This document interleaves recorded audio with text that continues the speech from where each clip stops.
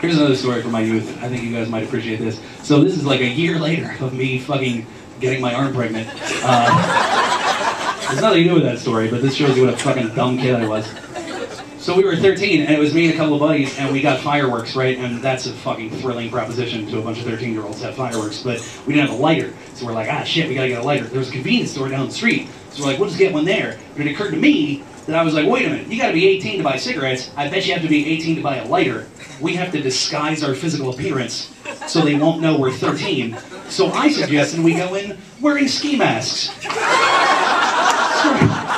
And so we did. Like, that's what we did. Like, the four of us traipsed over to the convenience store and hid around the back. And John and I, who were the tallest, got elected to be the ones to go in because we're the tallest, so we'll look most like we might be 18. So we walked in with our ski masks, because this is what happened. Like, the door, ding-ding, right, opens, and there's the clerk behind the desk, and he just goes, what the fuck? And he dives underneath the counter. And there was a guy in line, and he turns around and goes, shit, and punches John in the face. And John goes down like a fucking sack of potatoes because he's a 13-year-old boy who just got punched in the face by a grown man. So I fucking grab him, like Vietnam style, by his like shirt, and we like drag him out of the store, and we go running around in the back. And they're like, did you get it? We're like, no, they're fucking insane in there. I don't know what the fuck happened, but they just punched John, and they're punching kids in the face in that store. They're out of their fucking minds. Is that what happens when you turn 18 and they punch you in the face?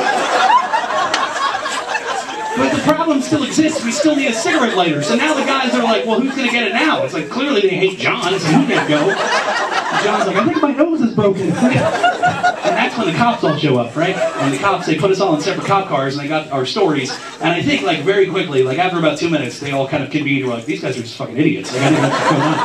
Like, they're not criminals at all. And they sat us down in our little handcuffs, like, on the curb. And I remember this so vividly. They had to explain to us why that was fucking stupid.